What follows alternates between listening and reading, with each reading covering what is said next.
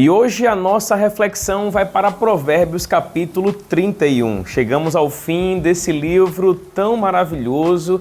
Eu espero que você tenha sido abençoado e abençoada com essa meditação tão maravilhosa. Amém? Se você não acompanhou os demais vídeos, você pode voltar lá na página inicial do nosso canal e procurar por cada um dos vídeos, e eu tenho certeza que vai abençoar você de uma forma significativa, assim como tem me abençoado muito. Provérbios é um livro que eu tenho convicção, assim como muitas vezes como cristãos nós ouvimos falar, deve ser lido todos os dias, porque lá, ou aqui, melhor dizendo, nós temos um conteúdo que vai certamente nos abençoar, nos acrescentar, nos favorecer, abrir os nossos olhos para que a gente possa a cada dia ser uma pessoa melhor e um cristão melhor. Ainda bem que nós temos a oportunidade de aprender com os erros dos outros, não é verdade?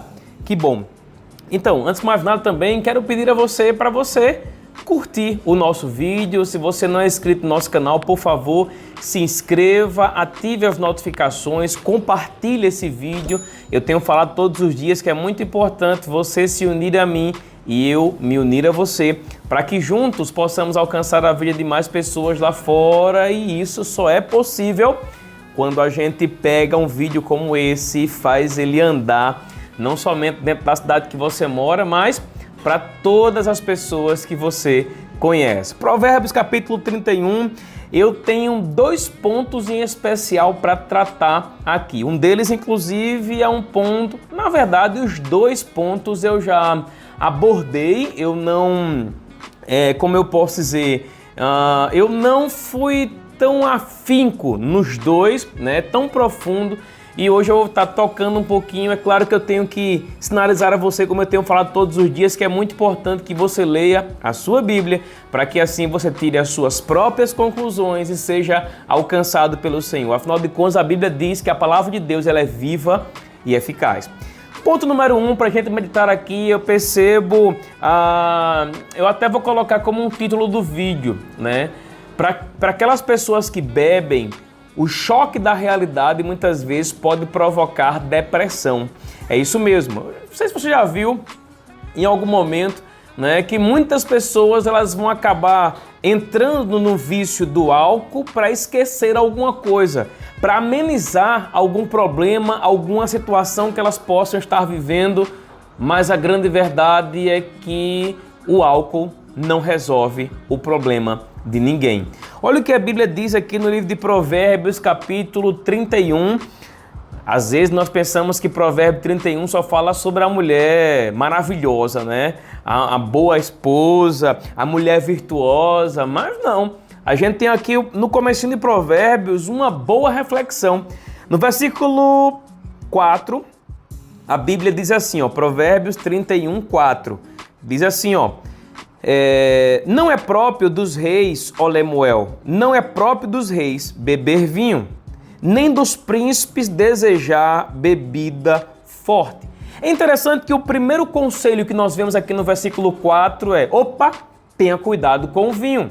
Não é próprio para os reis beberem vinho. E por que ele fala isso? Já imaginou? Já pensou sobre isso? Certamente ele fala, e aí você vai perceber aqui no decorrer da história, a Bíblia deixa claro que a bebida forte, ela traz o homem a um estado onde ele não reconhece as suas ações. Imagina como seria ruim para um rei, o chefe de uma nação, ser pego bêbado, né? A moral dele certamente iria lá para baixo. Um outro ponto também é que uma pessoa bêbada, ela não é dona das próprias ações.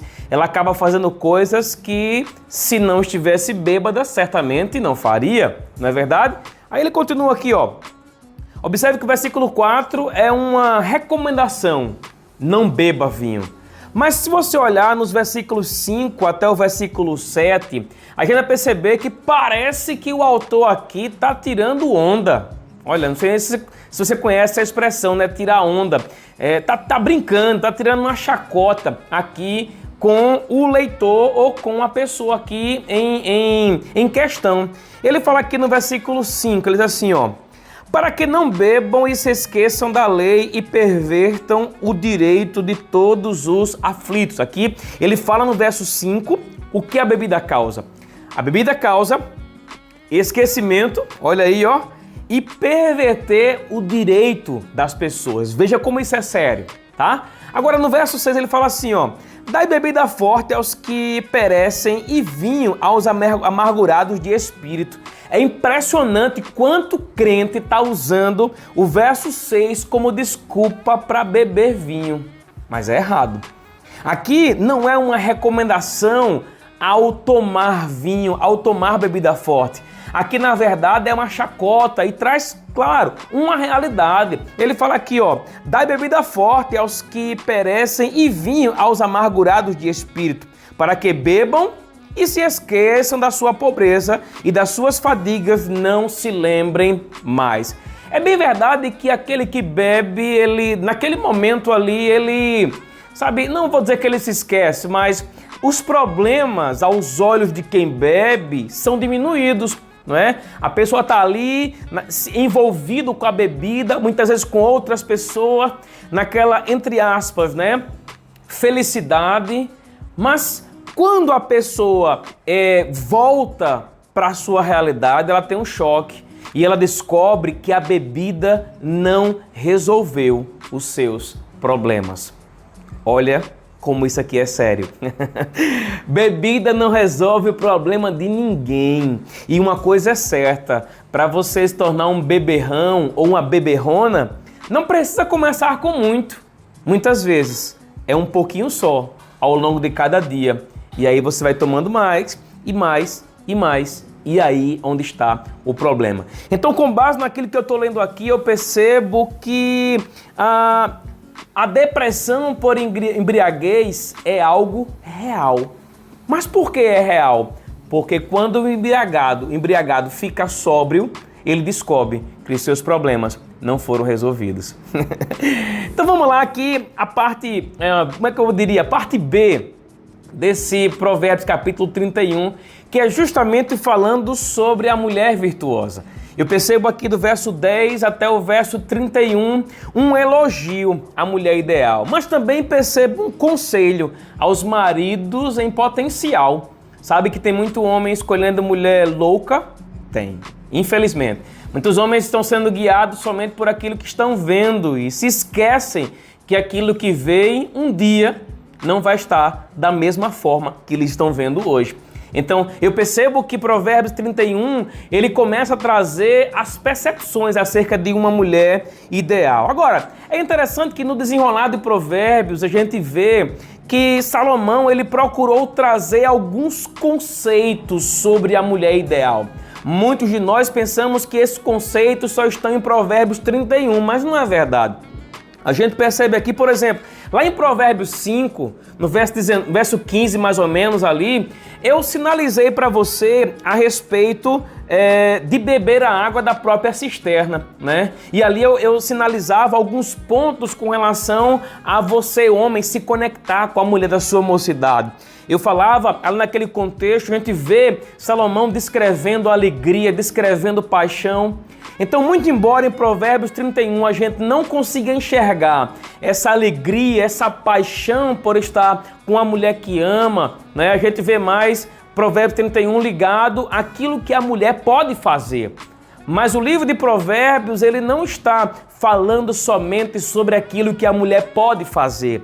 Ele fala sobre uma mulher a qual o homem pode se apaixonar, né? A gente começa a observar, por exemplo, em Provérbios 12, né, falando sobre a mulher de respeito, a mãe de respeito. Então você observa que ao longo de todo o livro de Provérbios, Salomão vai construindo um cenário de uma mulher ideal, né? E eu vou te falar uma coisa, pode ser que você, mulher, não se encaixe em todos os pontos que a Bíblia fala aqui no livro de Provérbios, mas pode fazer um esforço para que a cada dia que passa, cada um deles vai fazendo mais parte da sua vida. É interessante que Provérbios destaca muito também o privilégio que um homem tem de encontrar uma mulher ideal, né? Uma mulher como essa, uma parceira especial. E aí a gente desemboca, né? Finaliza ali no livro de Provérbios, capítulo 31, falando justamente sobre a mulher virtuosa. E eu percebo que Provérbios 31, quando sinaliza, quando fala sobre a mulher virtuosa,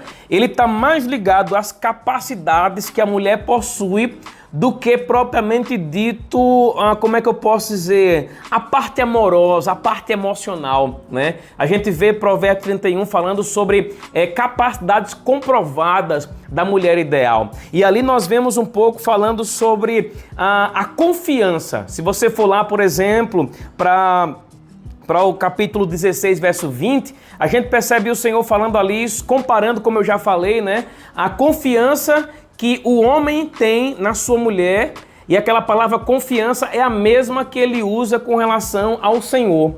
Mas olhando para o livro de Provérbios, capítulo 31, queria que você fosse comigo aqui para o versículo 11. Ele fala assim, ó: o coração do seu marido confia nela e não haverá falta de ganho. Olha qual é importante aqui. Eu percebo que uma das características mais importantes de Provérbios 31 é a confiança que o marido tem na mulher. Porque a confiança, ela não vem porque alguém está falando. A confiança vem por convivência, a confiança vem por resultados.